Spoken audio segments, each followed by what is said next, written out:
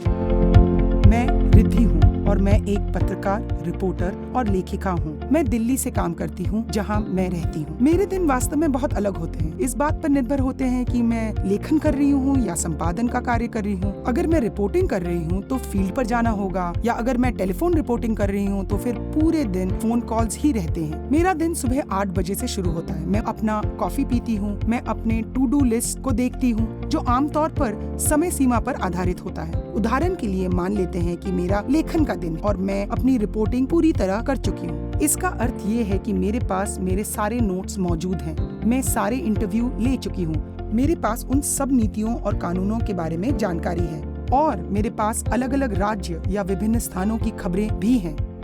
और अब मैं इस सब को देखने की और एक पैटर्न को समझने की कोशिश कर रही हूँ। कहानी का ढांचा क्या है? तो आमतौर पर पहले मैं रूपरेखा तैयार कर लेती हूँ। मैं उन सभी अलग अलग बिंदुओं को रेखांकित करती हूँ जिनसे मैं कहानी आगे लिखूंगी। विभिन्न पात्रों के बारे में, वे कब और कैसे प्रकट होते हैं, एक विषय से दूसरे विषय तक कैसे पहुँचूंगी, और फिर मैं बस इस रूपरेखा का पालन करती हूँ। मैं अपना ड्राफ्ट खत्म करके अपने संपादक को भेजती हूँ, और फिर संपादक अपनी प्रक्रिया, सुझाव, कुछ भी जिसकी मुझे आवश्यकता हो, वह सब मुझे वापस भेजते हैं। फिर मैं वो सारे सुझाव या तो अपने लेखन में शामिल करती हूँ, या फिर हम आगे पीछे जाते हैं। आखिरकार संशोधन के बाद वो आर्टिकल प्रकाशित होने के लिए तैयार होता है। लेखन का काम कई दिनों तक खिंच सकता है।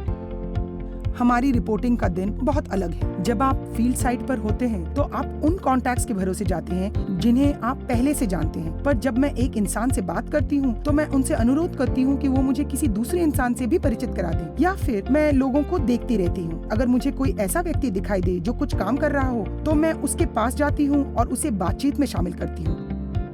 फील्ड रिपोर्टिंग ट्रिप के लिए शायद मुझे पूरा दिन या सप्ताह के कई दिन तक लग जाते हैं, क्योंकि मैं जहाँ हूँ उसके आधार पर आगे और पीछे जाना पड़ता है। और फिर मैं वापस आऊंगी नोट्स बनाने के लिए, और फिर जो रिपोर्ट में लिखने जा रही हूँ उसके लिए संरचना तैयार करूंगी। या अगर ये एक वीडियो होने वाला है तो मैं इसकी स्क्रिप्टिंग करूंगी, और फिर मैं उस वीडियो निर्माता के साथ सहयोग करूंगी जो इस वीडियो का निर्माण करेगा।